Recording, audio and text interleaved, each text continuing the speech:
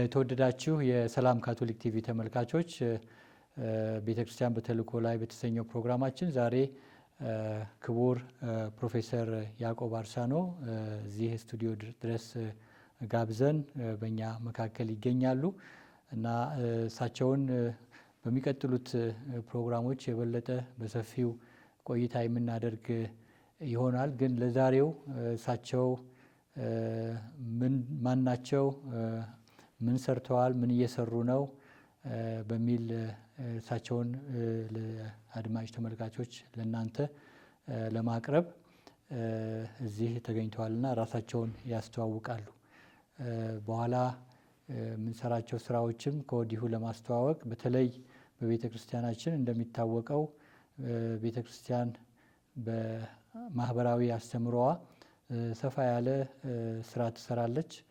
ከነዚህም መካከል አንዱ ርዕሰ ሊቃነ ጳጳሳት የቀድሞ ርዕሰ ሊቃነ ጳጳሳት ፍራንቺስኮስ የጻፉት ትልቅ ሐዋርያዊ መልእክት አለ። የጋራ ቤታችን በጋራ እንንከባከብ በሚል ርዕስ ተፈጥሮን የመንከባከብ ርዕስ ነው። ይህንን አብዛኞቻችሁ የምታውቁት ነው እና በዚህ ርዕስ ዙሪያ ላይ በተለይ ፕሮፌሰር የሰሯቸው ስራዎች በተለይ ከተፈጥሮ ጋር ወንዞችን ከመንከባከብና ከመጠቀም አንጻር ብዙ ሰርተዋልና ከእሳቸው ጋር ሰፋ ባለ መልኩ ከጻፉትም መጽሐፍ ጋር በማያያዝ የቤተ ክርስቲያን ተልእኮ በዚህ በተፈጥሮ ላይ ያለውን በጋራ የምንመለከት ይሆናል እና ዛሬ ደግሞ በዚህ ፕሮግራማችን እሳቸው በተለይ ከአባይ ግድብ ጋር ተያይዞ ከአባይ ወንዝ ጋር ተያይዞ የጻፉት መጽሐፍ አለ። በዛም ላይ ደግሞ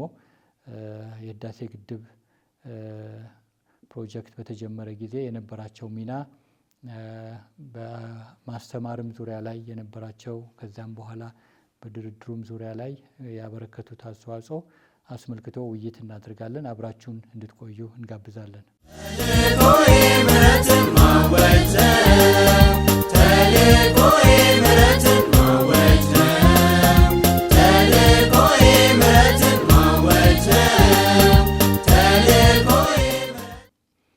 ፕሮፌሰር ጥሪያችንን አክብረው እዚህ ስለተገኙ በሰላም ካቶሊክ ቲቪ ስም ምስጋና ላቀርብ እወዳለሁ እና ይሄ ርዕስ ደግሞ ወሳኝ ርዕስ ነው። በዚህ ጊዜ በዚህ ዘመን ለሀገራችንም በተለይ አሁን በቅርብ ጊዜ ዝግጅት እያደረግን ያለ ነው የኮፕ 2027 ላይ በዚህ በፈረንጆቹ አቆጣጠር እዚህ ዝግጅት የተደረገ ነው። ለዛም እንደዚሁም ቀጣይነት ያለውም ስራ ቤተ ክርስቲያን በዚህ ላይ ትሰራለች እና ይህንንም ከኛ ጋር በዚህ በካቶሊክ ቲቪ አንድ ላይ ውይይት እንድናደርግ ስለመጡ እጅግ ላመሰግኖት እወዳለሁ እና እንኳን ደህና መጡ። እኔም አመሰግናለሁ ስለጋበዛችሁኝ፣ በጣም ደስ ይለኛል። ርዕሰ ጉዳዩም በጣም እኔ የምወደው አይነት ርዕሰ ጉዳይ ነው። ስለጋበዛችሁኝ አሁንም በድጋሚ አመሰግናለሁ። እሺ፣ እንግዲህ ቆይታችን ምናልባት እርሶን ብዙ ሰው ያውቆታል በዚህ በኢትዮጵያ እና እንደዚሁም በካቶሊክ ቤተክርስቲያንም በብዙ አገልግሎት እናውቆታለን ከረዥም ጊዜ ጀምሮ። ነገር ግን ለተመልካቾች እኛ በሰፊው እንደው ከምንገልጸው በላይ እርሶ ቢገልጹት በሚል እንግዲህ ምናልባት ራሶት እንዲያስተዋውቁ ቢሆን መልካም ነው። መጀመሪያ አመሰግናለሁ። እኔ ያዕቆብ አርሳኖ እባላለሁ። በአዲስ አበባ ዩኒቨርሲቲ የፖለቲካል ሳይንስና ዓለም አቀፍ ግንኙነት ትምህርት ክፍል መምህር ነኝ በቋሚነት። ከዛ የምርምር መስኬ በዚሁ በኢንተርናሽናል ሪሌሽንስ አኳያ ሆነው ሃይድሮፖለቲክስ ላይ ነው ምርምር የማደርገው። በዋና ትምህርቴንም የማስተምረው።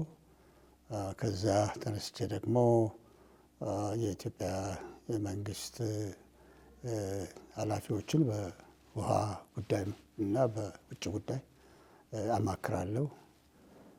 በተጨማሪ ደግሞ ኢትዮጵያ በርካታ ወንዞቿ ወደ ውጭ የሚፈሱ እንደመሆናቸው መጠን እንደዚሁም ጎረቤቶቿ እነዚህ ወንዞች ላይ ትኩረት አድርገው ልማታቸውን የሚያስቡ በመሆናቸው በኢትዮጵያና በጎረቤቶቿ መካከል በዚህ በውሃ ሀብት ተጋሮት የተነሳ ያሉትን ጉዳዮች አንዳንድም ክርክሮች ይነሳሉ። ከፍ ብሎም ደግሞ ድርድር ይካሄዳል። በዚህ ድርድር ውስጥ በርካታ ባለፉት 30 ዓመታት በተደራዳሪነት እና በድርድር አማካሪነት ሰርቻለሁ። አሁንም ዛሬ ላይ በኢትዮጵያ ድንበር ተሻጋሪ ወንዞች አኳያ በተቋቋመ ካውንስል ውስጥ አባል ሆኜ ከሌሎች ኢትዮጵያን ጓደኞቼ ጋራ የኢትዮጵያ ዋና ኢነርጂ ሚኒስቴርን አማክራለሁ። እንግዲህ በአጭሩ ይኸው ነው እኔን የሚመለከት ብዬ አስባለሁ። በጣም ሰፋ ያለ አገልግሎት ነው የሚሰጡት። በሀገርም እንደዚሁም በዓለም አቀፍ ደረጃም ባሉት ተቋማት እና የምርምር ደግሞ ያው ትልቁ የእርስዎ ረዥም ጊዜ የቆዩበት ስራ ነው እና በእውቀት የተደገፈ እና ለሀገርም የሚጠቅም ነገር መስራት ትልቅ ነገር ነው እና ለዚህም እግዚአብሔር የተመሰገነ ይሁን እንላለን። እንግዲህ ብዙ ርዕሶች ነው ያነሱት። በተለይ እርስዎ አገልግሎት የሚሰጡባቸው ዘርፎች እንግዲህ አንዱ ላይ ፎከስ አድርገን ነው ዘንድሮ አሁን በዚህ ውይይታችን የምንቆየው። ነገር ግን ከዛ በፊት የምርምር ስራ ሲሰሩ እንግዲህ በጣም አድካሚ ነው ማለት ይወዱታል ብዬ ነው ማስበው። ለረጅም ጊዜ የሰሩበትም ስለሆነ እና ስለዚያ ትንሽ እይታ ቢሰጡን አሁን ከሚያስተምሩባቸው እንደዚሁም በምርምር ያሉባቸው ኤሪያዎች ላይ ከብዙ ሌሎች ኢትዮጵያውያን የስራ ባልደረቦቸው ጋር ነው ይህንን በዚህ ዙሪያ የሰሩት እና ምርጫም አድርገው ነው ደግሞ በዚህ ላይ ለመስራት ያሰቡት ከመጀመሪያ ጀምሮ። እንዳው ወደ ባዮግራፊ ለመሄድም ባይሆን በተለይ ከዚህ አገልግሎት ጋር ተያይዞ ያሉ ነገሮች እንዴት ነው ወደዚያ የገቡበትና ወደ ሌላው አቅጣጫ ያልሄዱበት ምክንያት ይኖራል እና ይህንን የወደዱበት ትንሽ ራስዎንም ከማስተዋወቁ ጋር የተያያዘ ስለሆነ ብዬ ነው። የበለጠን እንድናውቆት የሰው ፓሽን እዚህ ላይ ለምን አረፈ?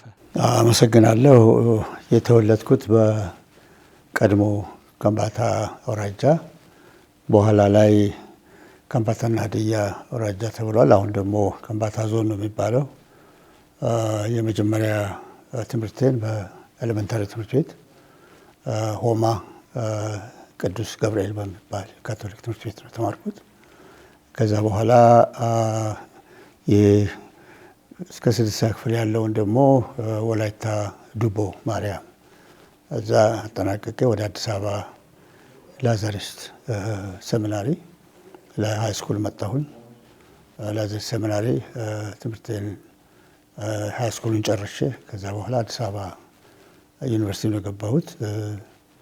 የመጀመሪያ ዓመቴን እንደጨረስኩ በወቅቱ በጣም ፖፑላር የሆነ ተወዳጅ የሆነ ፊልድ ስለነበረ ፖለቲካል ሳይንስ እና ዓለም አቀፍ ግንኙነት ትምህርት ክፍል ገባሁ። ከዛ ነው እንግዲህ የመጀመሪያ ደረጃ ዲግሪን የጨረስኩት። ከዛ በኋላ ለማስተርስ ትምህርት ወደ አሜሪካ ሄጄ ኦሃዮ ስቴት ውስጥ ኦሃዮ ዩኒቨርሲቲ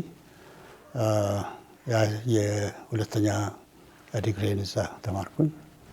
ከዛ ተመልሼ ተወሰነ ጊዜ በአዲስ አበባ ዩኒቨርሲቲ በአስተማሪነት ቀጥዬ ወደ ዙሪክ ስዊዘርላንድ ወደሚገኘው ዙሪክ ዩኒቨርሲቲ ገብቼ ፒኤችዲን እዛ ነው እንግዲህ ያጠናቀቅኩት። እንግዲህ ረጅም ዘመን ነው እንግዲህ በዚህ ላይ ራሴን አጣብቄ የኖርኩት ማለት ይቻላል። መጀመሪያ በዚህ በሃይድሮፖለቲክስ ጉዳይ ሃይድሮፖለቲክስ ማለት በቀላሉ የውሃ ፖለቲካ ማለት ነው።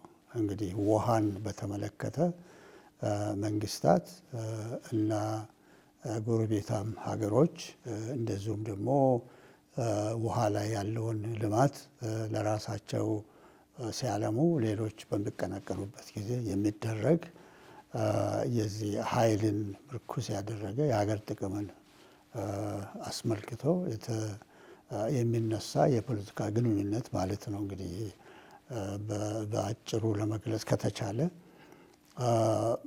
ይሄ በዚህ መስክ ላይ ራሴን ያገኘሁት ገና ተማሪ ሆኜ ነው። አዲስ አበባ ዩኒቨርሲቲ ተማሪ የነበርኩ ጊዜ ከእድገት ምህረት በኋላ እንግዲህ ረጅም ጊዜ ነው። እንግዲህ በእኔ እድሜ ያሉ ሰዎች ያውቁታል። ከዛ በኋላ ያሉት ሰዎች ስለዛ ዘመን ብዙም አያውቁም።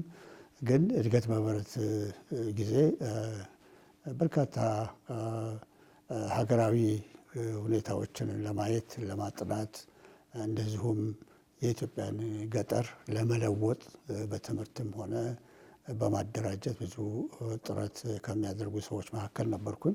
እርግጥ መንግስት ያደራጀው ፕሮግራም ነው። በዛን ጊዜ ለንባብም ለምንም ሬዲዮ ለማዳመጥም በዓለም ዙሪያ ያሉትን ነገሮች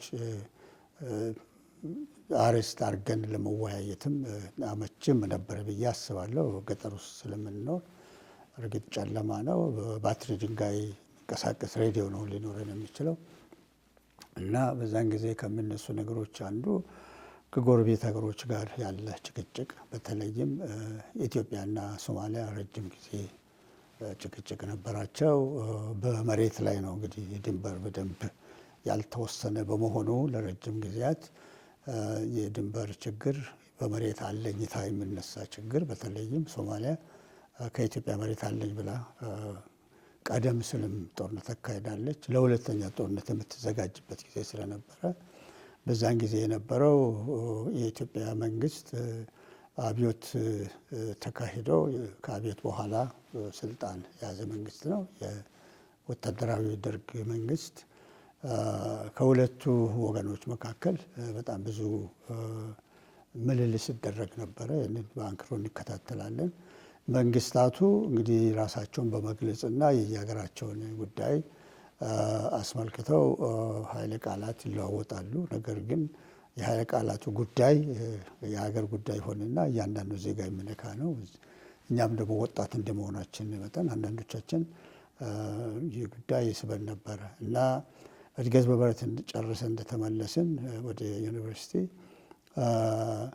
የኢትዮጵያና የሶማሊያ መንግስት ቀስ በቀስ ሰርጎ ገብ ምናምን እየተባለ ሲነገር የነበረው ነገር ወደ ጦርነት ይለወጥና ሶማሊያና ኢትዮጵያ ግልጥ ባለ ጦርነት ውስጥ ይገባሉ። እርግጥ ነው የኢትዮጵያ መንግስት በወታደራዊ አቅምም ሆነ በአደረጃጀቱ በዝግጅቱ ለጦርነቱ ከሶማሊያ ዝቅ ብሎ ይገኝ ነበረ። ብዙ ሪፖርቶች ያሳያሉ። ሶማሌዎች ወረሩ፣ በርካታ የኢትዮጵያ ግዛት ተያዘ። በተለይ ምስራቅና ደቡብ ምስራቅ በብዛት ተያዘ። በዛን ጊዜ የግብፅ መንግስት ሶማሊያን የደገፈ ስለነበረ የግብፅ ወታደራዊ መሳሪያዎች እና ለውጊያው የሚያግዙትን ነገሮች ከግብፅ በአውሮፕላን ተጭነው በናይሮቢ በኩል ወደ ሞቃዲሾ ሲሄድ አውሮፕላኑ ኬንያ ላይ እንዲወርድ ተደርገው የኬንያ መንግስት ደግሞ ልክ እንደ ኢትዮጵያው ሶማሊያ መሬት አለኝ የምትል ሁኔታ ስለነበረ በንቃት ተጠባብቀው የነበረው ነገር ስለሆነ በጥርጣሬ አውሮፕላኑ ወረደ እና መሳሪያ ሆኖ ተገኘ እና ይሄ በሰፊው ተዘገበ። በኬንያ ውስጥ ባሉት ጋዜጦች በዚያን ጊዜ ወደ አፍሪካ ኢኮኖሚ ኮሚሽን ትልቅ ላይብረሪ ነበራቸው። እኛም በዛ ለመግባት ፈቃድ ነበረን፣ በነፃ አይከለከልም ነበር። ዛሬ መጽሐፍቶቻችን እየተሰረቁ ነው እያሉ ዜጋ አድርገውታል። በፈቃድ ነው የሚገባው። ያኔ ግን ያለ ፈቃድ ተማሪ መታወቂያ እየታየ እየተገባ እናነብ ነበረ። ተጽፏል በሰፊው እና ይህ ነገር አሳሳቢ ሆኖ አገኘሁት። ምክንያቱም ጦርነቱ በሶማሊያና በኢትዮጵያ መሀል ሆኖ ግብፅ ረጅም እጇን ሰዳ መሳሪያ እየላከች የምታግዝበት ምክንያቱ ምንድን ነው የሚል ጥያቄ ነው ተጫረብኝ። ይሄ እንግዲህ ኢትዮጵያና ግብፅ ለረጅም ጊዜ በውሃ ጉዳይ ላይ ለስለስ ያለ ዝግ ያለ አይነት ክርክር ሲያደርጉ እንደነበረ በሊትሬቸር አይ ነበረ። ግን ይሄኛው የከረረ ድጋፍ እና ግልጥ የሆነ ነገር ሲመጣ እንግዲያው ግብፅና ኢትዮጵያ ምንጊዜም ቢሆን በዚህ በውሃ ጉዳይ የሚከራከሩበትና የሚጨቃጨቁበት ምናልባትም ግጭትም ሊነሳበት ሊችል ይሆናል በሚል የዚህን ስረ መሰረት ለመመርመር ነው ጀመርኩት እና በ3ኛ ዓመት ሆኜ ተርም ወረቀት ጻፍኩኝ። እንግዲህ 3ኛ ዓመት 2ኛ ዓመት ስንሆን የሴሚናር ወረቀቶች እናዘጋጃለን እና ይህንን ወረቀት በማየት የኔ መምህር አሁን በሕይወት የሉም ፕሮፌሰር ንጉሴ አየለ የሚባሉ ይሄ ጥሩ ነገር ነው ያስከው። እሳቸው ፖለቲክስ እንደ ሆርን ኦፍ አፍሪካ የሚለውን ኮርስ ያስተምሩን ነበረ። በዚህ ስር ነው ወረቀቱን ተዘጋጅቶ የነበረው እና ይህንን ወደ መመረቂያ ጽሁፍ ብትለውጠው ጥሩ ነው የሚል ምክር እና እንደውም መገፋፋትም አድርገው ወደ መመረቂያ ጽሁፍ ያዘጋጀሁት 72 ዓመተ ምህረት መጨረሻ ላይ ይህንን ኢትዮጵያና ግብፅ በሚል አርዕስት እና ደግሞም የዚህ የናይል ጉዳይ ኢትዮጵያንና ግብፅን በአፍሪካ ፖለቲካ ማነው በአፍሪካ ቀንድ ፖለቲካ ሊያመጣ የሚችል ተጽዕኖ በሚል ቴሲሱን ጻፍኩኝ እና ያ ጥሩ ውጤት ሆነ። በዚህ ነው እንግዲህ የቀጠልኩበት። ተመርቄም አዲስ አበባ ዩኒቨርሲቲ ነው የተቀጠርኩት። ያንን ምርምሬን በጣም በትኩረት እና በፍቅር ቅድም እንዳሉት ቀጠልኩበት። እንግዲህ እንዲህ እያለ ነው እስከ መጨረሻ ድረስ እስከዚያ እስካሁንም ድረስ ፈረንጆች እንግዲህ ጉዳዩ ሁክ አደረገኝ የሚያሰኝ እና ያዘኝ ደግሞ በጣም የምወደው ነገር ሆነ። መረጃ በተገኘ ቁጥር ክርክሩ በተነሳ ቁጥር በኢትዮጵያና በግብፅ መካከል ብቻ ሳይሆን በኢትዮጵያና እንደ ኢትዮጵያ ውሃ አመንጪ ሀገሮችና ውሃ ተቀባይ ሀገሮች መካከል ያለው ጉዳይ በየስብሰባው ይነሳል፣ በየቦታው በየጊዜው ይነሳል። የኢትዮጵያና የግብፅ ግን ጎልቶ ይመጣል ሁል ጊዜ። ተመሳሳይ አይነት የውሃ የጋራ ሀብት ያላቸው ሀገሮች በኤስያም፣ በአፍሪካም፣ በአውሮፓም፣ በአሜሪካም በመካከለኛ ምስራቅም አሉ። እነዚህ ሀገሮች ለመሆኑ እንዴት ነው ጉዳያቸውን የያዙት? እንዴት ነው ግጭታቸውን፣ ጥቅማቸውን መስመሩ ሲያስገቡት ወይም ደግሞ ግጭትን በጥቅምና በመስማማት ያደረጉባቸው ሁኔታዎች አሉ ወይ? ኢትዮጵያ ከዚህ ምን ልትማር ይችል ነበረ? የኢትዮጵያና የግብፅ ሁኔታ ምን ልዩ ሆኖ ነው እንደዚህ እየከረረ የመጣው? በሚል እንግዲህ ደህና የምርምር ፍላጎትም ስለነበረኝ እና ፕሮጀክቶቼ በሙሉ ውጭም ካሉት የምርምር ባልደረቦቼ ወይም ደግሞ በረፍት ጊዜም እጅ በሚጎብኛቸው ዩኒቨርሲቲዎች እንደዚሁም አብሮ በጋራ በምናወጣቸው የትብብር ፕሮጀክቶች ይህንን ጉዳይ አስገብቼ ሌሎች ኢትዮጵያን ጓደኞችንም እንደ ሁኔታው እያሳተፍኩኝ በዚህ ነው እንግዲህ ከዚህ ጋር የተጣበቀ ነገር ያለኝ። ከዛም በኋላ አሁን በፈረንጆች አቆጣጠር 1999 የናይል ተፋሰስ ሀገሮች ናይል ቤዝን ኢኒሼቲቭ የሚባለው የውይይት ሀሳብ ቀርቦ አብረን ተባብረን በጋራ ሀብታችን ልማት እናካሄድ የሚል ሀሳብ ነው። ጎን ለጎኑ ግን ይህንን ጉዳይ ለማካሄድ ተቋም ያስፈልገናል፣ ተደራድረን ደግሞ ስምምነት ያስፈልጋል በሚል ሲኤፍኤ የሚባለው ኮኦፐሬቲቭ ፍሬምወርክ አግሪመንት የሚባል ድርድር ይካሄድ ነበረ። ናይል ቤዝን ኢኒሽቲቭ የልማት ነው በአብዛኛው። ምንም ብዙ የሚቸግር ነገር አልነበረም። ሀገሮች ተከፋፍለው አንዱ በኤንቫይሮንመንት፣ አንዱ በእርሻ፣ አንዱ በሃይድሮ ፓወር፣ ሌላው ደግሞ እንደ ሁኔታው ተደላድለው ይሰሩ ነበረ። ግን ድርድሩ ሲኤፍኤ ኮኦፐሬቲቭ ፍሬምወርክ አግሪመንት የሚባለው በጣም ሊያስጨራሽ፣ በተለይም ውሃ አመንጭ ሀገሮችና ከግብፅ መካከል ብዙ ሊያስጨራሽ ነገሮች ነበሩ። በዛ ፕሮሰስ ውስጥ የኢትዮጵያ ውሃ ሚኒስቴርን በአማካሪነት እንደዚሁም ደግሞ ብዙ ድርድር ጠረጴዛዎች ላይ እየቀረብኩ ስደራደር ቆይቻለሁ። እንግዲህ ያ በ2010 ላይ ፍርማ ተደረገና እሱ ለጊዜው ተጠናቀቀ። ግብፅና ሱዳን 10 ዓመት ሙሉ አብረው ሲደራደሩ እና አንቀጽ ሲያዋጡ፣ ሌሎች ያዋጡትን አንቀጾች ሲቃወሙ፣ ሲሻሻል ምናምን ቆይቶ መጨረሻ ላይ ሁሉም ሀገሮች የሚስማሙበት ጉዳይ ሲመጣ ሱዳንን ይዛ ግብፅ ወጣችበት። እንግዲህ ፕሮፌሰር አሁን ያነሱልኝ ሰፋ ያለ ዲሲፕሊን ያላቸው አገልግሎቶች ናቸው። ብናነሳ እንግዲህ አካዳሚክ አስፔክት አለው፣ የሪሰርች እና ከዩኒቨርሲቲ ጋር ከማስተማር ጋር ተያያዥ የሆኑ እዛ ላይ ብቻ አልተወሰኑም። አልፎም እንግዲህ የዲፕሎማሲ አለ፣ ኢንተርናሽናል ሪሌሽኑ አለ፣ እንደዚሁም ደግሞ ፖለቲካው አለ።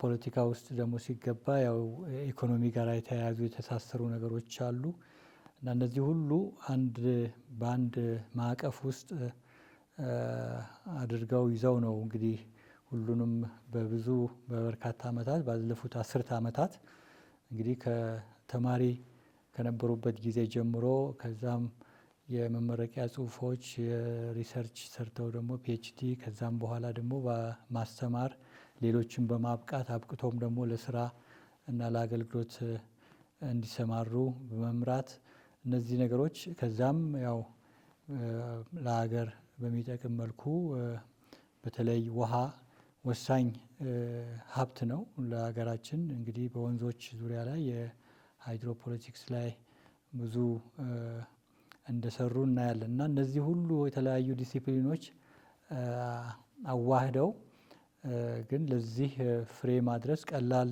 ተግዳሮት አይመስለኝም። ውስጡ ብዙ ነገር አለ ከነገሩን ነገር አንጻር እና በአንድ ኤሪያ ብቻ ተወስኖ አይደለም የቆዩትና ይህንን ሁሉ እንዴት ማስኬድ ቻሉ የሚል ጥያቄ አእምሮዬ ላይ ስለመጣ ነው። ይሄ በጣም ትልቅ መገለጥ ያለበት የውይይት ሀሳብ ይመስለኛል። አሁን የእኔ ትኩረት ውሃ ከአስተዳደር፣ ውሃ ከፖለቲካ፣ ውሃ በሀገራዊ ህጋዊ ተቋም ወይም ደግሞ የሀገራዊ የፖሊሲ አቅጣጫ ወይም ደግሞ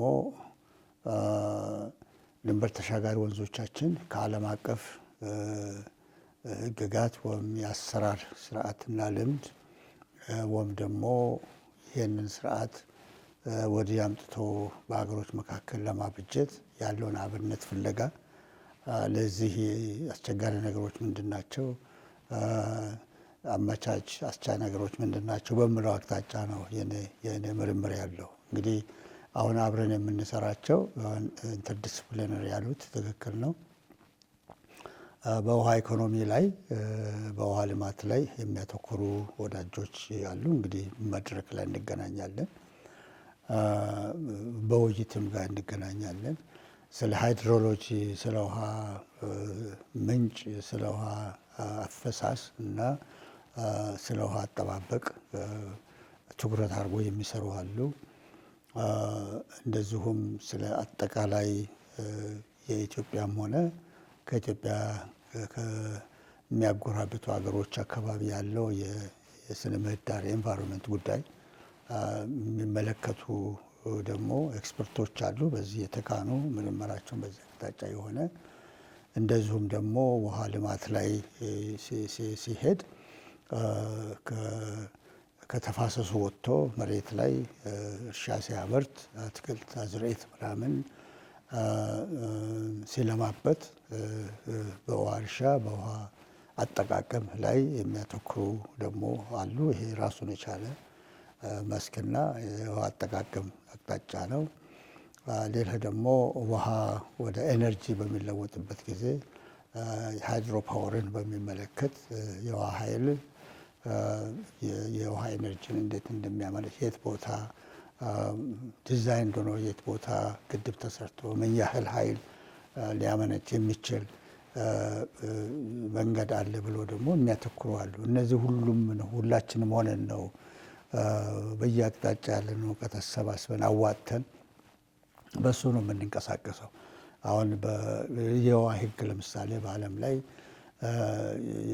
የውሃ ደንቦች፣ የውሃ ሕግጋት ሀገሮች የተስማሙባቸው ደግሞ በዓለም አቀፍ ደረጃ በኮንቬንሽን ስምምነት የተደረገበት በዓለም ላይ ያሉ በርካታ ባለሙያዎች የዓለም ውሃ የጋራ ውሃ በዚህ ይተዳደር ብሎ ሀሳብ ያቀረቡበት ይሄንን ደግሞ አያይዞ ውሃ በልማዳዊ መንገድ በሀገሮች መካከል እንዴት ነው በጥቅም ላይ ቢውል ሰላም የሚያመጣው ልማት የሚያበዛው ብሎ ደግሞ የሚመለከቱ በውሃ ፖሊሲና በውሃ ሕግ አንጻር የሚያተኩሩ አሉ። እንግዲህ እነዚህ ሁሉ ሆነን ነው ይህንን ጉዳይ የምንሰራው። ከነዚህ ጋር ተሰበጣጥረን ነው ስናማክርም ስንደራደርም እንግዲህ ተጋግዘን ነው። በዚህ አይነት ነው እንግዲህ የምናደርገው። ስለዚህ መልታ ዲስፕሊነሪ ነው። አንድ ሰው ስለ ውሃ ሁሉንም ዘርፍ ይዞ መንቀሳቀስ አይችልም፣ አቅምም አይኖረውም፣ በቂ እውቀትም አይኖረውም። እያንዳንዱ የውስጥ መስክ ራሱን የቻለ ባህሪ፣ ራሱን የቻለ የእውቀት ውስብስብነት ያለው ስለሆነ ከዛ ውስጥ የትኛው ነው ተበጥሮ መጥተው ለጋራ በተለይም የሀገርን ልማትና ብልጽግና ከፍ ለማድረግ በሀገሮች መካከል ያለውን ስምምነት ለማሳለጥ ለማግባባት የሚያመች የትኛው ነው የሚለውን ከዚህ ሁሉ እውቀት የተጨመቀውን ነው የምናቀርበው። እንግዲህ የኔ ሃይድሮፖለቲክስ እንደመሆኑ መጠን በሀገሮች መካከል ሕግንም የውሃ ልማትንም የውሃ አጠባበቅንም የውሃ እንክብካቤንም ይዘው ምን አይነት የፖለቲካ መስመር፣ ምን አይነት የፖለቲካ አቅጣጫ፣ ምን አይነት የፖለቲካ መግባባት ወይም ደግሞ ስምምነት በሌለበት ምን አይነቶች ሀሳቦች ቀርበው ሀገሮች አተኩሮ ወደ ስምምነት ሊመጡ ይገባል። ይህ ካልሆነ ደግሞ ምን አይነት ሀገራዊ ፖለቲካዊ አቋም እና አሰራር ሊኖር ይገባል የሚል ነው። እንግዲህ ዓለም አቀፍ ስምምነት እስኪመጣ ድረስ እያንዳንዱ ሀገር ያለውን ንብረት በፈዛዛነት ዝም ብሎ ሊያሳልፍ አይችልም። ለሕዝቡም ለሀገሪቱም በሚጠቅም መንገድ የውሃ ልማቱን እያካሄደ ይሄ የውሃ ልማት ከሌሎች ጋር የሚስተጋበርበትን መንገድ እየፈለገ ለዚህ የሚሆን ሀሳብ እያቀረበ ሀሳቡ ወደ ድርድር እየቀረበ ድርድሩ ወደ ስምምነት የሚሄድበትን መንገድ ማበጀት፣ ይህንን ማሰላሰል በእኔ በኩል የበለጠ አመቺና ያ ዘርፍ ደግሞ እኔና እኔን የመሰሉ በዚህ በሃይድሮፖለቲካ በኢንተርናሽናል ሪሌሽንስ ያሉትን ሰዎች የሚመለከት ስለሆነ ዋናው የምናዋጣው በዚህ አይነት ነው። አሁን ለምሳሌ በዶክተራል ስራዬን በምሰራበት ጊዜ በዙሪክ ዩኒቨርሲቲ ስዊትዘርላንድ እርግጥ ፒኤችዲን ሲሰራ እድሜም ከፍ ብሎ ነበረ፣ ብዙም ልምድ ነበረኝ። በዚህ በድርድሮችን ውስጥ በአማካሪነትም ብዙ እጀበታለሁ። አንድ ማስተርስ ተማሪዎችን አማክራለሁ ዙሪክ ዩኒቨርሲቲ እና የዙሪክ ዩኒቨርሲቲ መንታ የሆነ ምናልባት እርስዎ ብዙ አውሮፓን ስለሚያውቁ ዙሪክ ላይ ኢቲኤች የሚባል አለ፣ ስዊስ ፌዴራል ኢንስቲትዩት ኦፍ ቴክኖሎጂ። እዛ ላይ ሪሰርች አሶሲየት ሆኜ 4 ዓመት ሰርቻለሁ። ምርምሬን ሳካሄድ በስዊስ ፌዴራል ኢንስቲትዩት ኦፍ ቴክኖሎጂ ውስጥ ያሉት ማስተርስ ተማሪዎችና በዙሪክ ዩኒቨርሲቲም ያሉት ማስተርስ ተማሪዎች ብዙ የኔ ሜንቶሪንግ ይቀበሉ ነበረ። በሴሚናሮችም በአንድ ለአንድ ባሉትም ግንኙነቶች እንደዚሁም የማስተርስ ወረቀታቸውን ኢትዮጵያ ድረስ መጥተው የሚያጠኑበትን መንገድ አርስቶንም እየለየው እዚህ ኢትዮጵያ ውስጥ ያሉትን ኢንስቲትዩሽኖች ከውሃ ሚኒስቴር አንስቶ ከሌሎችም ጋር ግንኙነት እየፈጠርኩላቸው አረግ ነበር። ይሄ እንግዲህ የዚህ እኛ ዘንድ ያለው የውሃ ጥናት የውሃ ፖሊሲ ውሃን በሚመለከት ሊኖሩ የሚችሉ መግባባቶችን እኛ ብቻ ሳንሆን ከእኛም ውጭ ያሉ ወዳጆቻችን ግንኙነት የምናደርጋቸው ትምህርት ቤቶች፣ ዩኒቨርሲቲዎችም ጭምር ትኩረት እንዲሰጡና ሀሳቡ ዓለም አቀፋዊ እንዲሆን በኋላ ይሄ ለዲፕሎማሲያችን ጠቃሚ ነው የሚሆነው። እውቀት ካለ ዲፕሎማሲውን ማሳለጥ ይቻላል። እውቀት ከሌለ ዝም ብሎ ግግም ያለ አቋም ነው የሚሆነው እና ለዚህ እሱንም ብዙ ለማድረግ ሞክሬያለሁ። ሁለተኛ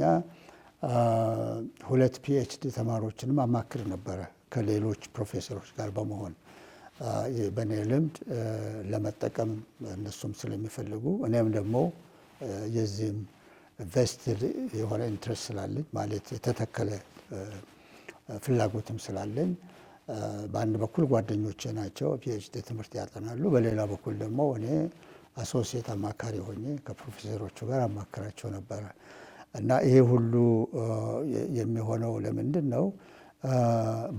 እኔ በሄድኩባቸው እኔ በተለማመድኩባቸው ቦታዎች መልቲዲስፕሊነሪ የሆነ አያያዝ ብቻ ሳይሆን ከዛም ወጣ ያለ ከሌሎች ዩኒቨርሲቲዎችም ጋራ በዚህ ኢንትረስትድ የሆኑ ሰዎች በሚሰሩት ስራ የኔን ሙያ ለማካፈል እና በዚህ መቅጣጫ ወዳጅነትም የወደፊት በጋራ ፕሮጀክቶችም ላይ ኮንፈረንሶችም ላይ ለመገናኘት የእኛንም ሀሳብ እነሱ ይዘው እንዲሻገሩ ለማድረግ ሁሉ ጥረት እንግዲህ ሳደርግ ነበረ። በዚህ በዶክተራል ምርምሬ ላይ እርግጥ ኢትዮጵያና ናይል የሚል ነው አርስቱ። ይሄም ሆኖ ግን ኢትዮጵያ እንደ ናይል ናሽናል ሪጅናል ዳይላማ ኦፍ ሃይድሮፖለቲክስ የሚል ነው ሲተረጎም። ኢትዮጵያና ናይል እንግዲህ በአንድ ላይ ምንና ምንድን ናቸው? ዝምድናቸውስ? ችግሩስ? ኢትዮጵያ ከዚህ የምትፈልገው ጥቅሟስ፣ ፍላጎቷስ የሚለውን ነው። ለዚህ ደግሞ አስቸጋሪ የሚሆነው ሀገራዊና አካባቢያዊ ተቃርኖዎች አሉት የሚል ነው። እንግዲህ ተያይዞ እንዲሄድ ነው የፈለግኩት የነበረው። ጥሩ ተሳክቷል እሱ ነገር።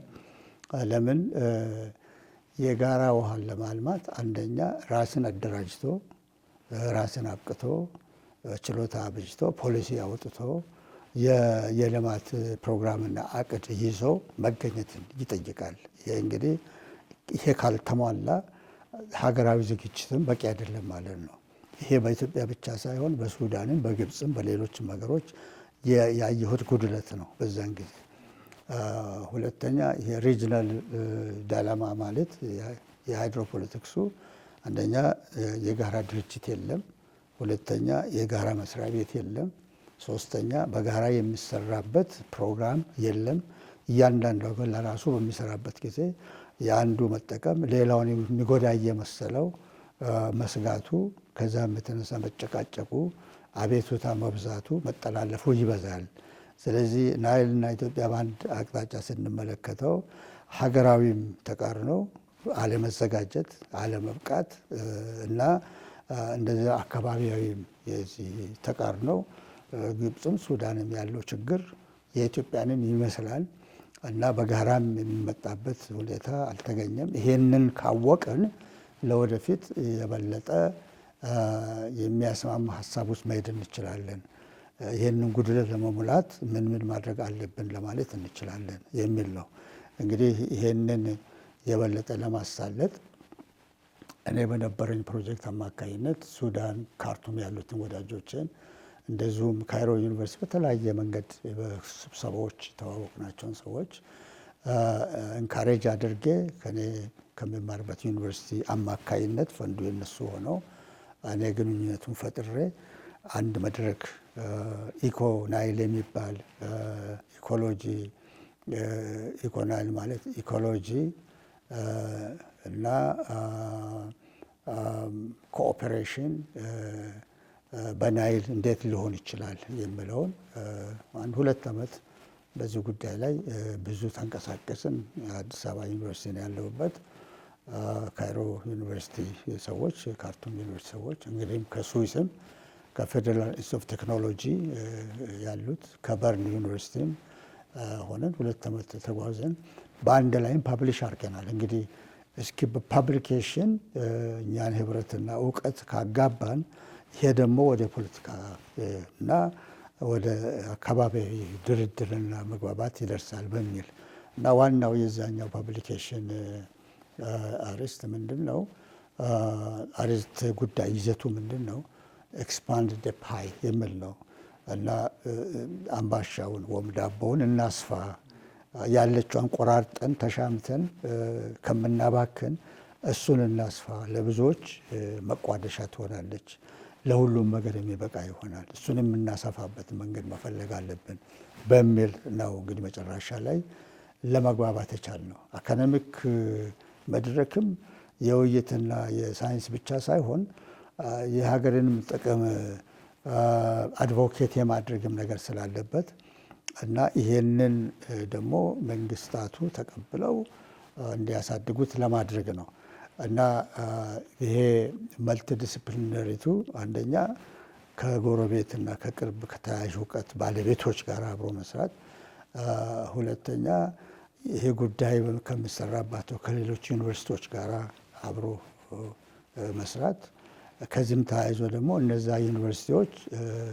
እኛ ጋር ካለው ውይይት ክርክር ጋራ የእነሱንም ስራ አዋህደው እውቀቱ ከፍ ብለው ወደ ትውልዱ እንዲያነበው ሌሎችም እንዲያውቁት ለሌሎችም ግብአት የሚሆን እንዲሆን በማድረግ ነው እንግዲህ ለማዋሃድ እና ለማግባባት ማለት ለማዋሃድ የተሞከረው።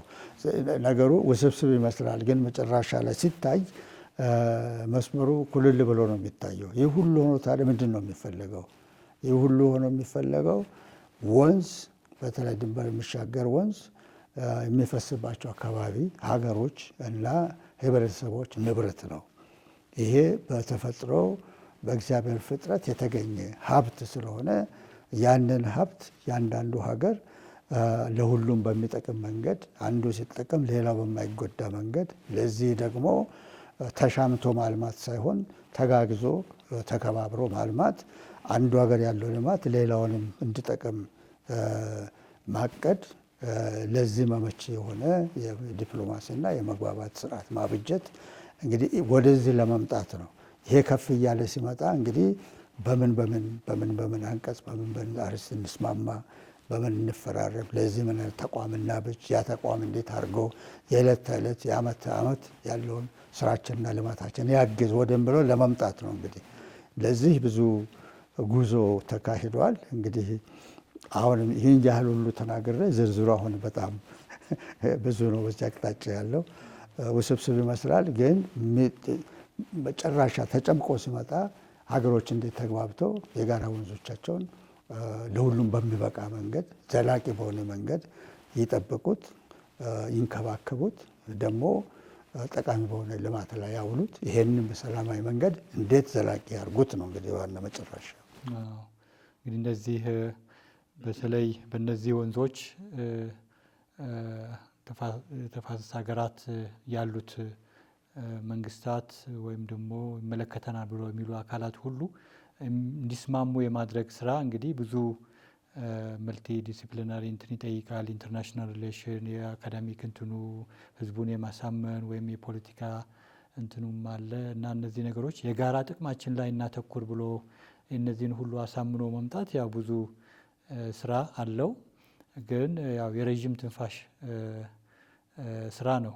በቀላሉ የሚሆን ነገር አልነበረም ለማለት ነው እንጂ እውነት ነው። ያው በትኩረት ሲታይ ወንዞችን እንዴት አድርገን በጋራ እናልማ ወይ እንጠቀምባቸው፣ አንዱ የበለጠ ተጠቃሚ ሳይሆን ሌላው ሳይጎዳ ለሁላችንም በሚጠቅም መልኩ እንዳሉት ሆኗል። አሁን እርሶም እንግዲህ በዚህ አሁን በጻፉት የፒኤችዲ ምርምር ጥናትን ባቀረቡት እንደ መጽሐፍም ታትሟል እና እና ይሄ ሁሉ የያዘ ነው ማለት ያለው ነገርም ደግሞ በዛ ላይ አንስተውታል ብዬ አስባለሁኝ። እና ለእርሶም እንግዲህ ከመጀመሪያ ጀምሮ የያዙት እንግዲህ በዚህ በውሃ ላይ ያለው ነገር ለመስራት ብለው አሁን በዚህ በቅርብ ጊዜ ከብዙ ዓመታት በኋላ የአባይና ኢትዮጵያ የሚለው እንግዲህ ቃል ልውሰድና የህዳሴ ግድብ ተመርቋል። እንግዲህ በዚህ ሂደት ላይ እንግዲህ የነበሩት ድርሻ ሰፊ ነው። አሁን ከጥናቱም ከምንም ከርዕሱም ከነበሩትም ደግሞ በዚህ አገልግሎት ላይ የነበሩትን ፍቅር ሰፊ ነው። በጥልቀት ጊዜዎትን ሁሉ ያሉትን ነገር ሁሉ እዛ ላይ መስዋዕት አድርገዋልና እንግዲህ በቅርብ ጊዜ ተመርቆ አሁን ለኢትዮጵያ ትልቅ ሞገስ ያለው ፕሮጀክት ሆኖ ለብዙዎች ደግሞ እንደ አብነት ለሀገር ኩራት የሆነ ትልቅ ስራ ነው እና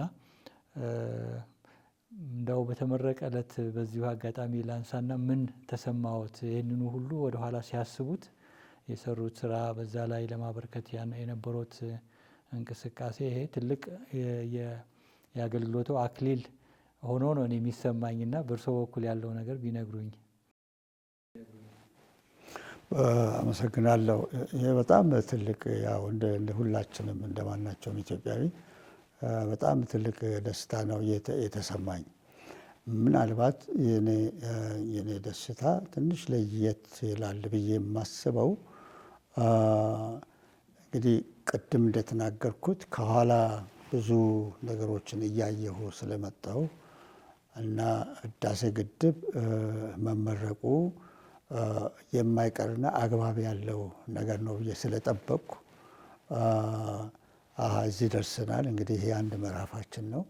ቀጥሎ ደግሞ አንደኛ የህዳሴ ግድብ ስራው ራሱ አስተሳሰቡ እና ይሄ ቅድም ያልኩት ናሽናል ተግዳሮት ያልኩት እሱም መስመር ይዞ ፈር ይዞ መንግስት በሚገባ ይህንን ግድብ ለመገንባት ዝግጅት አድርጎ ቁርጠኝነቱን በሚገባ ተክሎ የሰራበት የመጀመሪያ ትልቁ ድል እሱ ነው። ከዛ በኋላ ደግሞ ህዳሴ ግድብ በሚሰራበት ጊዜ 14 ዓመት ሙሉ ድርድር ተካሂዷል። ድርድሩ አግባብ ያለው ድርድር አይደለም። ደግሞ የድርድርም ጥሩ ፈርጅ ያለውም አይደለም። ምክንያቱም ግብጾች አቋም ይዘው መጥተው አንደኛ እኛን ሳታስፈቅዱ ለእኛ ሳትነግሩ ግድቡን መጀመራቸው አግባብ አይደለም ብሎ ነው የጀመሩት። የተጀመረው ግድብ ደግሞ እንዲስተጓጎል ያላደረጉት ያልፈነቀሉት ድንጋይ የለም። ከዛ ግድቡ ደግሞ እንዳይጠናቀቅ እና ከተጠናቀቀም የነሱ እጅ እንዲገባበት እነሱ በአስተዳደር እንዲሳተፉ የግድቡ መገንባት አሞላሉን አሞላሉንም እነሱ እንዲወስኑት ብዙ ነገር አድርጓል። እነዚህ ሁሉ በጣም ትልቅ የእውቀት የሀሳብ አስተዋጽኦና በሱ ላይ መነጋገር ሳይሆን በአብዛኛው የግብፅን አቋም የመመከት ለሱ ደግሞ ብዙ በተደጋጋሚ ውይይቶችን ማድረግ መጨረሻ ሶስተኛ ወገን ገብቶ እንደዚህ መጓተት የተከትለው ግድቡ የሀገር ተግዳሮት መስመር ይዞ ቁርጠኝነት በደንብ ተተክሎ የኢትዮጵያ ሕዝብ ግድቡ መፈለግ ብቻ ሳይሆን ከትንሽ ከትልቅ በየአቅጣጫው በየወረዳ ቀበሌ ያለው ሕዝብ ገንዘብ የማዋጮ ሁሉ አድርገው የራሱ አድርጎ የሰራበት እሱ በጣም ትልቅ ለእኔ በህይወት ውስጥ በኖርኩበት በማየት እጅግ የተደሰትኩበት ነው። እንግዲህ ይሄ የኔን ደስታ እጥፍ ያደርገዋል ብዬ አስባለሁ። እንደዚሁ ከዚህ በላይም ከፍ ያለ ደስታ የተሰማቸው ሰዎች እንደሚኖሩ ምን ጥርጥር የለኝም። የኔ ግን እንዲህ ሆኖ መጥቶ እዚህ ደርሶ እኛ ደግሞ የፈለግነው መሳካቱ ሌሎቹን የማይጎዳ እኛን የሚጠቅም ስራ መሰራቱ እውቀት ላይ የተመሰረተ ሀሳቡ የጋራ ጥቅምም የሚያመጣ የጋራ እውቀትን ማምጣት ያለበት ለወደፊትም እዚህ ላይ ቆመን ተንደርድረን ብዙ ግድቦች የምንሰራበት በዛን ጊዜም ይሄ ግድብ ጠቃሚ ግድብ ስለሆነ ሌሎች ግድቦችም ለእኛም ለሌሎችም ጠቃሚ ይሆናሉ የሚል እምነትም ሊያስከትል ይችላል ብዬም ስለማስብ በዛ ሁሉ ሀሳብ ሆኜ ነው እንግዲህ የዚህን ግድብ መጠናቀቅ ያየሁትና የተደሰትኩት። ደስታትን እየተንዛዛ ነው። ብዙ ነገሮችን ያካተተ ነው። ብዙ መላ ያለበት ነው። ግን ቢሆንም ይህ ግድብ በራሱ መጠናቀቁ እንደማናቸውም ኢትዮጵያዊ የዚህ ስኬት ምዕራፍ ስለሆነ ለእኛ አንድ ምዕራፍ ስለሆነ መጨረሻም ባይሆን ትልቅ ምዕራፍ ስለሆነ የኢትዮጵያ ሕዝብና መንግስት ትልቅ ድል ያረጋገጠበት ስለሆነ ትልቅ ጉልበትም ያገኘበት ትልቅም ደግሞ የልምድ ክምችት እዛ ላይ የተቋጠረበት በመሆኑ ይህን ሁሉ ይዤ ነው እንግዲህ የኔ ደስታ። እንዴት ተደሰት ምን አሰብክ ላሉን እንግዲህ እንዲህ የተንዛዛ አይነት ደስታ ነው ያለኝ ለማለት ነው። ይሁን እንግዲህ ዋናው ነገር ፍሬው ጥሩ ስለሆነ ነው የተለያዩ ፍሬዎችን ያፈራው እና በእያንዳንዱ ፍሬ ላይ እንግዲህ የሚያዩት ውበት አለ። እንደው አንዱን ለማንሳት እንግዲህ ቀጣይነት ባለው መልኩ ብዙዎች ስጋት ነበርባቸው። ይሄ መጓተቱ የግብፅም ይሁን የሱዳን ከዚህ ከናይል ተፋሰስ ሀገሮች ቡድን የወጡት በስጋት ነው።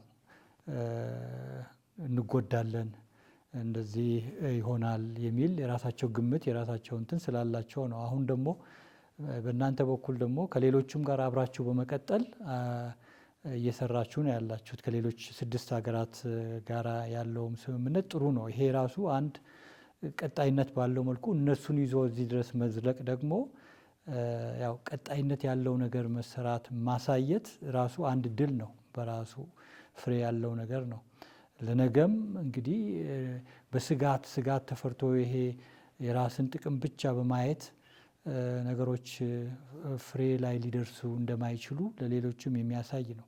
አብሮ መጓዝ ፍሬ ሊያፈራ የሚችል የጋራ ጥቅም ላይ ማተኮር የበለጠ አካባቢያዊ ልማት ላይ በጋራ መስራት ለሕዝብም ለኢኮኖሚውም ለሁሉም ጠቀሜታ እንዳለው የሚያሳይ ትልቅ ምሳሌ ነው። እንግዲህ ውሃው መገደቡ ብቻ ሳይሆን ለኢኮኖሚ ጥቅም ማምጣቱ ብቻ ሳይሆን በጋራ በትብብር መስራት ምን ያህል ፍሬ ሊያፈራ እንደሚችልም በማየቶ ደስ ይሎታል ብዬ አስባለሁ። ምክንያቱም ከብዙዎች ጋር በአካዳሚክ ደረጃም ይሁን በፖለቲካ ተወካይ ሆነው የመጡት ጋራ ውይይት አድርጋችኋል እና ባይሳካ ኖሮ እንደዚሁ ታፍኖ የነበረውም ነገር አይወጣም። አሁን ግን ይኸው ሰርተናል፣ እዚህ ደርሰናል ብላችሁ የምታሳዩት ነገር መኖሩ ለነሱም ትልቅ ትምህርት ይሆናል እና ለወደፊትም ለሚሰሩ ስራዎች መተባበር ፍሬ ሊያፈራ የሚችል መሆኑን የሚያሳይ መሆኑ ትልቅ ነገር ነው እና ለእርሶም ምንም አይነት ብዙ አይነት ተግዳሮቶችን ቢኖሩት በሀገር ደረጃም የሀገራዊ ተግዳሮቱን ቢኖር እንደዚህ መድረሱ ደግሞ የኢትዮጵያም ሕዝብ ከመንግስት ጋር ከምሁራኑ ጋር ከጠቅላላ በዚህ ላይ ከተሳተፉት ጋር ቆሞ ደግሞ የራሱን ነገር በዚህ ግድብ ላይ አስተዋጽኦ አድርጎ ለዚህ መድረሱ ሲያይ ለኢትዮጵያ ሕዝብም ትልቅ በረከት ነው። ይህንንም ለመራችሁት ለእናንተም የሚያስመሰግን ነገር ነው እና ይህም ደስታ የሚሰጥ ነገር ነው ብዬ አስባለሁ። ለሚቀጥሉት ጊዜያትም በፖለቲካም ደረጃ በመንግስታትም ደረጃ አብረው ለመስራት ያለው ጉጉት ሊጨምር ይችላል። በተለይም ኢትዮጵያ እንግዲህ ለአፍሪካ ትልቅ ልትሰጠው የምትችለው ብዙ ነገር አለ እና ከነዚህ ነገሮች መካከል ደግሞ እንደዚሁ በጋራ የመስራቱ ነገር ላይ አፍሪካ ህብረትም እዚህ በመዲናችን በአዲስ አበባ መመስረቱና ይህንንም ቀጣይነት ባለው መልኩ ሲታይ የሀገራት መሪዎችም እንደዚህ አይነት ትልልቅ ፕሮጀክቶች በኢትዮጵያውያን እና ከጎረቤት ሀገሮች ጋር በጋራ በመስራት የሚታይ መሆኑ ደግሞ ሌላ ራሱን የቻለ ለአፍሪካ ልማት ብዙ ትልልቅ ነገሮች በጋራ ለመስራት ኢትዮጵያ ኢኒሼት ማድረግ የምትችል ሀገር መሆኗንም በእናንተ ስራ ለሌሎች የሚታይ ነገር መሆኑ ትልቅ ነገር ይመስለኛል እና በእውነት ትልቅ ደስታ ሊሰማዎት ይገባል። ከእርሶም ጋር ደግሞ አብረው የሰሩ ሁሉ በዚሁ ደረጃ ትልቅ ደስታ ይሰማቸዋል ብዬ አስባለሁኝ እና በቀጣይም እንግዲህ እነዚህ አገራት 6 ተፋሰስ ሀገራት ጋር የምትሰሩት ስራ ይኖራል ብዬ አስባለሁኝ። እንግዲህ በእነዚህ በውሃ ላይ በሌሎችም ነገሮች ላይ ምናልባት ትልቅ እቅዶች ይኖሯችሁ ይሆናል እና ይሄም አንድ ያው በጋራ ሊሰሩ የሚችሉ ነገሮችን በጋራ ማሰብ የአባይና የኢትዮጵያ ብለው ደግሞ በእርሶ በኩልም የጻፉት መጽሐፍ ፍሬ ማፍራቱ በዚህ መልኩ መጠናቀቁ ትልቅ ነገር ነው። በእኛ በኩል እንግዲህ እግዚአብሔር ይመስገን እንላለን። ይህንን እንግዲህ ወደዚህ ርዕስ የገባ ነው ያው የእርሶ የአገልግሎት የህይወት የትምህርት የማስተማር በሀገር ውስጥም በውጭ ሀገርም ባሉት ግንኙነት የሚሰሩት ስራ የበለጠ እይታ እንዲኖረን ነው ውይይቱ በዚህ መልኩ የምንቀጥለው። ብዙ ከዚህ ጋር ተያያዥ የሆኑ ነገሮችም ልናነሳ እንችል ነበረ፣ ግን ወደ ቀጣይ የሆነ ርዕስ ለመሄድ እንግዲህ እኛ እንደ ቤተክርስቲያን እንደ ካቶሊክ ቤተክርስቲያን በዚህ በሰላም ካቶሊክ ቲቪ የቤተክርስቲያን ተልእኮ አስመልክቶ ስንነጋገር እነዚሁም የሚሰሩ ስራዎችም በዚህ ፕሮግራም ላይ ስናቀርብ ቤተክርስቲያንም ራሷን እንግዲህ በሀገር ውስጥ በዓለም አቀፍ ደረጃም እንግዲህ ብዙ በማህበራዊ ስራዎች ላይ ትሳተፋለች እና ከዚህ ጋር ተያይዞ የማህበራዊ አስተምህሮ አላት። ረዥም ጊዜ የቆየ በዓለም አቀፍ ደረጃ ስራ ላይ እየዋለ ያለ እና በየጊዜው ደግሞ ርዕሳነ ሊቃነ ጳጳሳት የማህበራዊ አስተምህሯቸውን ለምእመናኖች ያስተላልፋሉ እና ከዚህ መካከል እንግዲህ አንዱ ቅድም መግቢያ ላይ እንደጠቀስ ነው እዚህ ላውዳቶ ሲ ምስጋና ላንተ ይሁን በሚል ከቅዱስ ፍራንቺስኮስ ቃል የተወሰደ እግዚአብሔርን የምናመሰግንበት በተፈጥሮ በወንዞቹ በእጽዋት በእንስሳት እግዚአብሔር በፈጠረው ነገር ሁሉ ምስጋና ላንተ ይሁን ብሎ ዝማሬ አቅርቧል ቅዱስ ፍራንቺስኮስ የዛሬ 800 ዓመት በፊት እና የቀድሞ ርዕሰ ሊቃነ ጳጳሳት ፍራንቺስኮስ እንደዚሁም ይህንን የሱን ስራ በዛ ጊዜ ከ800 ዓመት በፊት ስነ ምህዳር ላይ የነበረው ጸሎት አስተምህሮ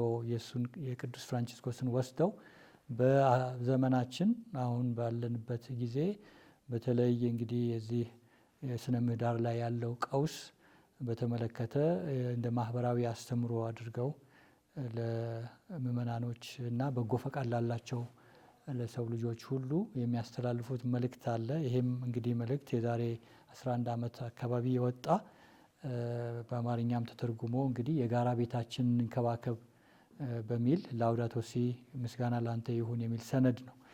ይሄ ሰነድ እንግዲህ ከዚህ ከእርሶ ምርምር ካደረጉበትም እንደዚሁም አሁንም እየሰሩበት ካሉት ጋራ የተያያዘ ስለሆነ በዚህ ላይ ብዙ መሰራት አለበት። በኢትዮጵያም ደረጃ በወንዞች ብቻ ሳይሆን እዚህ አረንጓዴ አሻራም ትልቅ ፕሮግራም አለ ባለፉት በርካታ ዓመታት እና የካቶሊክ ቤተክርስቲያንም በዚህ ተልእኮ ላይ እንግዲህ በሰፊው ታስተምራለች በዓለም አቀፍ ደረጃ ማለት ነው።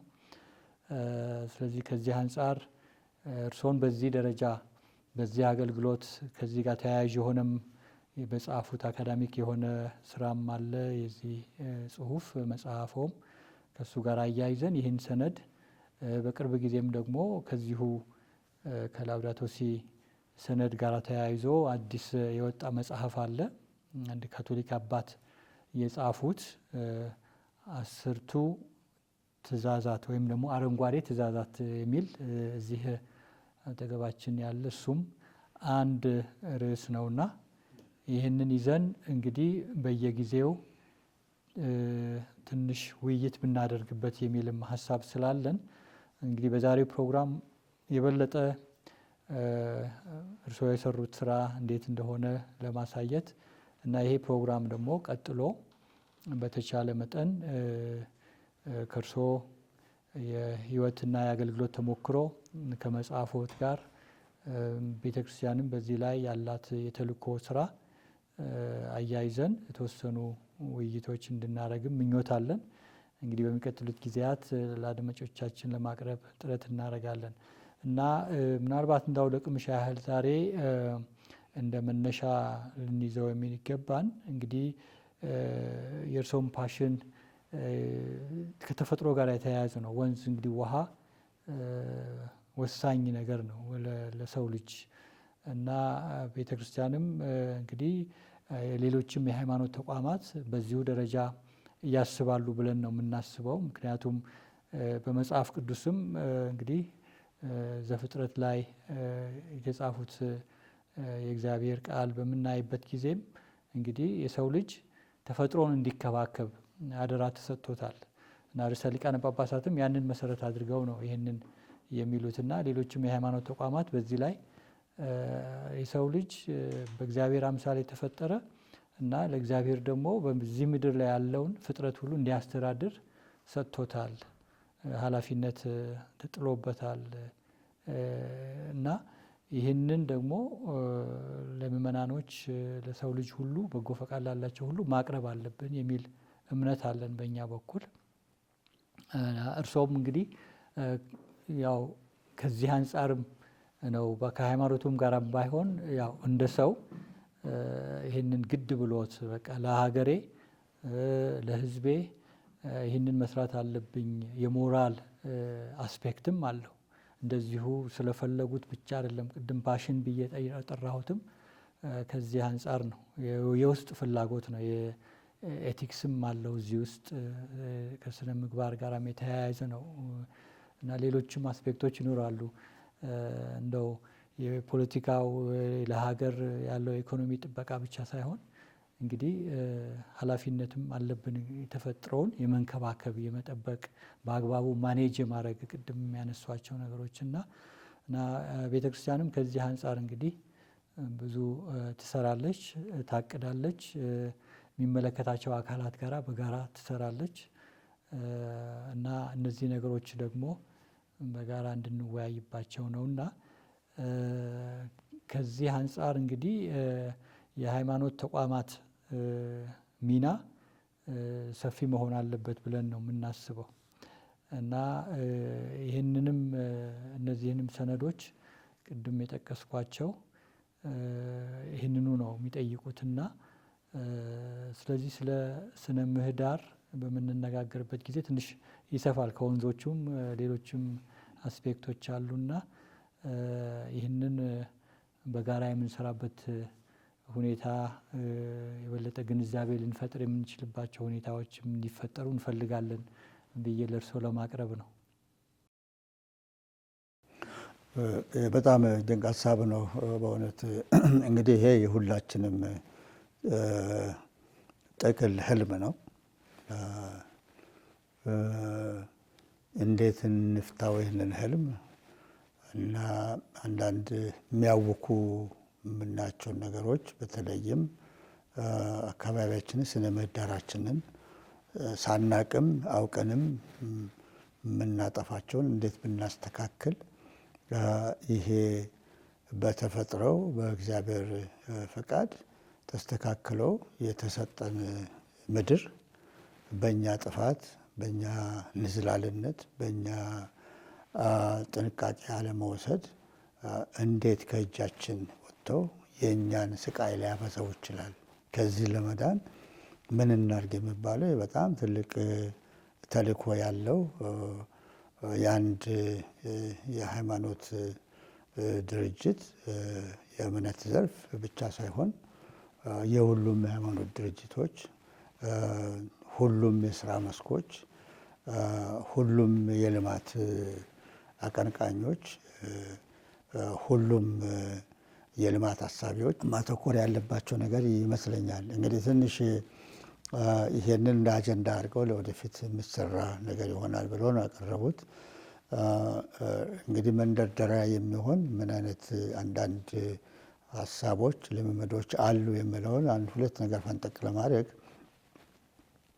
ቅድም እንዳልኩት በርካታ ፕሮግራሞችም ነበሩን በዚህ አካዳሚክን በሚመለከት አንደኛ የዚህ ኢኮናይል ያልኩት ናይል ተፋሰስ አካባቢ ኢኮሎጂውንና ትብብሩን እንዴት እናርግ የሚል እና ጥቅሙን ማስፋት ነው እንጂ ባለው ላይ መሻማትና እሱ ላይ ጥቅሙን መበታተን ሳይሆን እሱን ማስተጋበር፣ እሱን ማስፋት፣ ለሁሉም እንዲጠቅም ማድረግ ነው የሚል ትልቅ የሀሳብ ቅያስ ይመስለኛል። የታተመውም ወጥቶ በጣም ተሰራጭተዋል።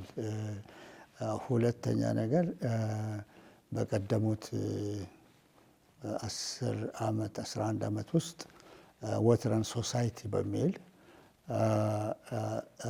ከኢትዮጵያ ነው ያለሁበት አዲስ አበባ ዩኒቨርሲቲን ይዤ ከመካሬሬ ዩኒቨርሲቲ ከናይሮቢ ዩኒቨርሲቲ እና ከጁባ ዩኒቨርሲቲ ጋራ ከምስራቅ አፍሪካ ይህ እንግዲህ ናይል ተፋሰስ ውስጥ ያሉት ዩኒቨርሲቲዎች ናቸው። እነሱ ምሁራን ተያይዘን፣ ሁለተኛ 3 ዩኒቨርሲቲ ከኖርዌይ ገንዘብ አስተዋጽኦ ስለሚያደርጉ እነሱ፣ 4 ዩኒቨርሲቲ ከኤሽያ ከሳውት ኤሽያ ሽሪላንካ፣ ባንግላዴሽ፣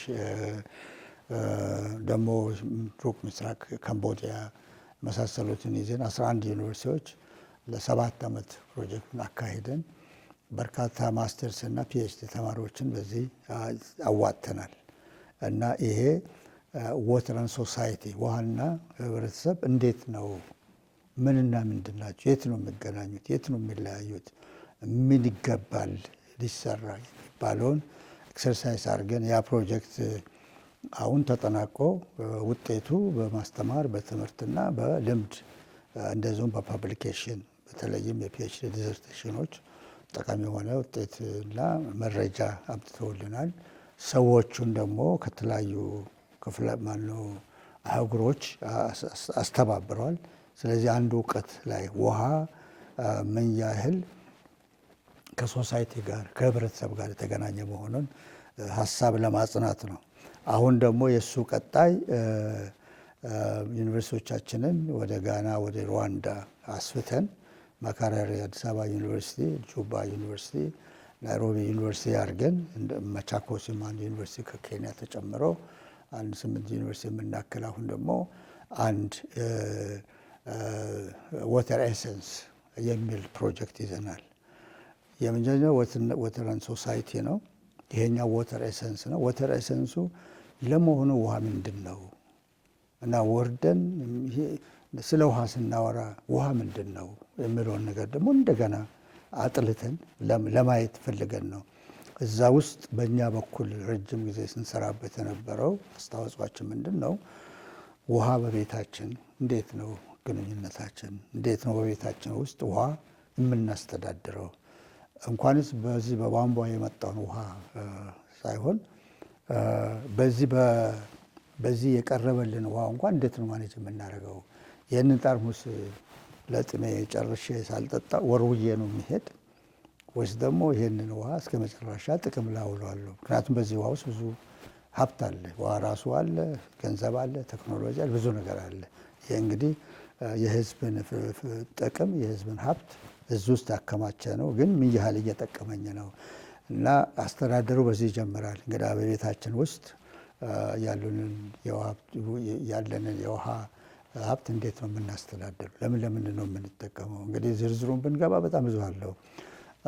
ሌላ ደግሞ በማህበረሰባችን ውስጥ ውሃ እንዴት ነው የምንጠቀመው? ከተማችን ውስጥ ውሃ እንዴት ነው የምንጠቀመው? ዝም ብሎ መዘጋጃ ቤት ባዘዘን መሰረት ነው የምናደርገው ወይስ ደግሞ ውሃ አባክንን ሌላ ውሃ ነው የምንጠይቀው? ዛሬ አባክንን ነገ ነው የምንጠማው? እኛ ባጠፋነው ውሃ መንግስት ሌላ ቦታ ያንን ለማካካስ ብዙ ገንዘብ እያወጣ ደግሞ ሳይዳረስ ነው የሚቀረው። እዛ ውስጥ ብዙ የተወሳሰቡ በደንብ መነጋገር የምንችልባቸው ነገሮች አሉ። በሀገር ደረጃስ ወንዞቻችን እንዴት እየተጠበቁ ነው? ምንጮቻችን እንዴት እየተጠበቁ ነው? ጨፌዎቻችን እንዴት እየተጠበቁ ነው? አሁን በኢትዮጵያ አንጻር ሌላ እንኳ እያጠናን ነው። በኢትዮጵያ ውስጥ በጣም በርካታ ለቁጥር የሚታክቱ ጨፌዎች ደርቀዋል። ምክንያት አላቸው። እንግዲህ ተፈጥሮን ለመጠበቅ ጨፌ ማለት እንደ ሳምባ የምንቆጥራቸው ድርቅ በሆነ ጊዜ ከብቱም ሰውም የሚሸሽባቸው የሚጠቀምባቸው ለሳርም ለውሃም ናቸው። እነዚህ ሁሉ እየደረቁ ናቸው። ለምን እንዴት ሊመለሱ ይችላሉ? ወንዞቻችን አንዳንዶቹ ገባር ወንዞች ጎርፍ እየሆኑ ናቸው። ምክንያቱም ውሃ ከዝናብ የተገኘ ውሃ መስረግ አለበት ወደ መሬት። የሰረገ ውሃ ምንጭ ነው የሚወጣ። ምንጩ ንጹህ ነው፣ ግን በዘላቂነት ለትልቁ ውሃ ይመግባል። ካልሰረገ ውሃ መሬቱ እየተገለጠ እየተከፈተ አፈር ብቻ ከሆነ እርሻ ብቻ ከሆነ ወደ ውስጥ የሚገባ ውሃ የለም። ዝናብ ሲኖር ጎርፎ ወንዙ ውስጥ ይገባል። ለጊዜው ጎርፍ ይሆናል፣ ከዛ በኋላ ይጠፋል እና ወንዞቻችንና ውሃ ሀብቶቻችን እየነጠፉ እየደረቁ እየሰለሉ ሄደዋል። ለዚህ ምንድን ነው መፍትሄው? አንደኛ በሀሳባችን ደረጃ፣ ሁለተኛ በማህበረሰባችን በሃይማኖት ድርጅቶችም ሆነ በአካባቢ ነዋሪዎችም ሆነ ስራ ላይ ለተሰማሩም ወገኖቻችን ሆነ ይህንን ጉዳይ ማስጨበጥ በጣም ትልቅ ነገር ነው።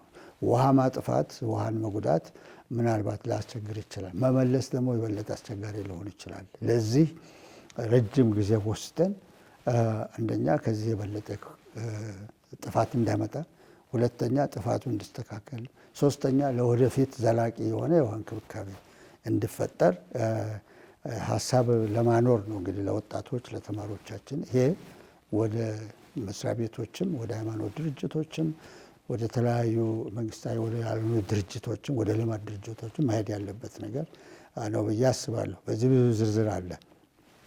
አዲስ አበባ ነው ብንመለከት የዛሬ 7-8 ዓመትና ከዛ በፊት እኔ ተማሪዎችን ሳስተምር እያንዳንዱ ጅረት አውቃለሁ። አዲስ አበባ ውስጥ ያሉትን እያንዳንዱ ተፋሰስ መርዝ ተሸክመው የሚጓዙ ነው። ተማሪዎች የሚያውቃሉ፣ እኔም አውቃለሁ። በዚህ ጉዳይ ላይ ብዙ ተርም ወረቀቶች ሁሉ ተጽፈዋል። አሁን የተጀመረው የተፋሰስ ልማት የአዲስ አበባ በእኔ እድሜ ውስጥ አያለሁ ብዬ ያላሰብኩት ነገር ነው። እጅግ በጣም የውሃ እንክብካቤ የአካባቢ እንክብካቤ እየተደረገ ነው ያለው። እነዚህ ወንዞች አሁን የአዲስ አበባ እየጠሩ እየታከሙ ለወደፊት ብዙ ጥቅም ላይ ሊውሉ ይችላሉ። በገፈርሳ ወይም በለገዳዲ ብቻ ዲፔንድ አናደርግም። አሁን አንድ ቀላሉ ነገር ለመናገር ማታ ማታ በትልቅ መንገድ ላይ ምናልባት ወክ ምናምን ስናደርግ የውሃ ቦቴዎች ውሃውን ከዚህ አሁን ከለማው ላይ ቆሻሻውን ውሃ እየሳቡ እሱን ነው የሚያጠጡት ለሳር። በፊት ላይ እያንዳንዱ ሰው ግቢ ውስጥ ያለውን አበባውን ወይም ደግሞ አካባቢ ያለውን እጽዋት የሚያጠጣው ከለገዳዲ ወይ ከገፈርሳ በገንዘብ በትልቅ ኢንቨስትመንት የሚመጣው ውሃ ነበር የሚባክነው። አሁን ይሄ ራሱ ትልቅ ውሃን የመንከባከብ ውሃን የማልማት በትንሹ ደረጃ የተጀመረ ለወደፊት እየሰፋ የሚሄድ የደረስንበት እጅግ በጣም ትልቅ ውጤት ያለው ሆኖ ነው በበኩል የማየው። ምክንያቱም ነገሩን ስለማቅ ለወደፊት ግን የአዲስ አበባ ውሃችን አሁንም ተጀምሯል። አንዳንድ ቦታ እንደ ፒኮክ ባሉት ቦታዎች የመዝናኛ ቦታ፣ የሰው የመደሰቻ ቦታ፣ የልጆች ማዝናኛ ቦታ፣ ሰው ለዊኬንዱም ሆነ ለሌላ ጊዜ ለእረፍት መሄጃ ቦታ እየሆነ ነው ያለው። እንግዲህ ሀብቱ ከውሃ ቆሻሻ መርዝነት ውሃ ልማትና ጠቀሜታ፣ ደስታ፣ የባህል እድገት እየሆነ ነው የመጣው። ገጠርም ውስጥ ያሉትን ጨፌዎቻችንን እንዴት እናድናቸው? ጨፌ አሁን የከተማ መስሪያ የእርሻ መስሪያ ብቻ ሳይሆን ትልልቅ ዛፎች ተተክሎ በቲምበር ሸቀጥ ሆኖ ለሽያጭ የሚቀርብ ካሽ የማግኘት ገንዘብ የማግኘት አይነት ነው የተተኮረው እንጂ ያንን ቦታ የመጠበቅ አይደለም የተያዘው። ያ የግድ መስተካከል ያለበት በትምህርት በውይይት እንደዚሁም በመተባበር የተለያዩ ድርጅቶች ሃይማኖት ተቋማት ሆኑ ሌሎች መንግስትንም በዚህ ጉዳይ አበረታቶ ማድረግን የሚጠይቅ ስለሆነ ይሄ በጣም ትልቅ አጀንዳ ይመስለኛል። የከተማ አሰራራችን፣ የገጠር እርሻ አያያዛችን ውሃ ናት ላይ ቤትና ንብረት አብጅተን ውሃ እየደረቀ እየሰለለ ሲሄድ መጨረሻ ብዙ ሰው የሚጎዳበት ሀገራችን ስነ ምህዳራችን የሚጎዳበት ሁኔታ በደንብ እየታየ ስለሆነ ይሄ አሁን እርስዎ ቅድም የነገሩኝ እና ያለው አስተሳሰብ በደንብ ሊሰፋ ሀሳብም ስላለ መረጃም ስላለ ልምድም ስላለ ሄደንም ማየት የምንችልበት ነገር ስለሆነ ለማሻሻልም አሁን ፍላጎቱ ያልጠፋበት ሁኔታ ግን አቅም አብጅቶ ተባብሮ ወደፊት ማብጀት የሚቻልበት ብዙ የአጀንዳ አቅጣጫ ነው ብዬ አስባለሁ። ደግፎታለሁ ሀሳቡን ብዬ ነው ከብዙ በአጭሩ ለማለት ተፈለግኩት። በጣም ደስ የሚል ነው። እግዚአብሔር ይመስገን። እነዚህ እንግዲህ የተነሱት ርዕሶች ሁሉ ሰፋ ያለ ግንዛቤ ሊሰጡ የሚችሉ ርዕሰ ጉዳዮች ናቸው እና በጣም ጠቃሚም ናቸው እና ከጊዜውም ጋር የሚሄድ ነውና ብዙ ልንሰራበት እንችላለን ብዬ አስባለሁኝ። ቅድም እንዳነሳሁትና እርስዎም አሁን በስፋት እንደገለጹልን በጋራ የምንሰራባቸው ፕሮግራሞችን እናመቻቻለን።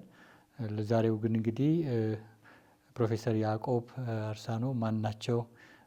ምን ሰርተዋል? ከአባይ ግድብ ጋር እንደዚሁም ከአባይ ወንዝ ጋር በተለይ እና ከኢትዮጵያ ወንዞች ጋር ያለው በአካዳሚክ ደረጃም እንደዚሁም በሌላ በድርድሩ ሂደት ላይም ከሌሎች ሀገራት ጋር በኢንተርናሽናል ሪሌሽንም ሁሉ ሰርተው እንግዲህ አንድ እዚህ ሁሉ የአገልግሎቱ አክሊል የሚሆን ነገር የአባይ ግድብ መረቅም ትልቅ ደስታ የሚፈጥር ለሁላችንም መሆኑን አንስተን ተነጋግረናል እና ይሄ ደስ የሚያሰኝ ነገር ነው። አሁንም ወደፊት እንግዲህ ቅድም ያነሳኋቸው ሰነዶች ጋራም ከእርሶም የልምድና መጽሐፍት ጋር ተያይዞ ብዙ በዚሁ እንደ ፕሮግራም አድርገን ማስኬድ የምንችልበት ሁኔታ ለአድማጭ ተመልካቾችም ትልቅ ግንዛቤ ሊሰጥ የሚችል ነገር መሆኑን እናምናለን እና በዚህ ላይ እንድንሰራ እርሶም ያበረታቱ ስለሆነ ደስ ይለናል እና በዚህኛው ፕሮግራም ላይ ለሰጡን ግንዛቤ እጅግ ልናመሰግኖት እንወዳለን። እንደዚሁም የእኛም አድማጭ ተመልካቾች እንደ ኢትዮጵያውያን በሰሩት ስራ የሚያመሰግኖት ይመስለኛል ይህን ፕሮግራም በሚያዳምጡ በሚያዩ ጊዜ እና እኛም እንደ ሰላም ካቶሊክ ቲቪ ምስጋና ልናቀርብ እንወዳለን። እግዚአብሔር አሁንም አገልግሎቶ ይባርክ። ከሚሰሩት ስራ ሁሉ እንግዲህ ለሕዝብ ለሀገር እና ለዓለም ትልቅ አስተዋጽኦ የሚያደርግ ነገር ስለሆነ እግዚአብሔር ይርዳዎት እንላለን። በዚህ ላይ አመሰግናለሁ። ክብር ይሰማኛል። ካቶሊክ ቲቪን በጣም አመሰግናለሁ።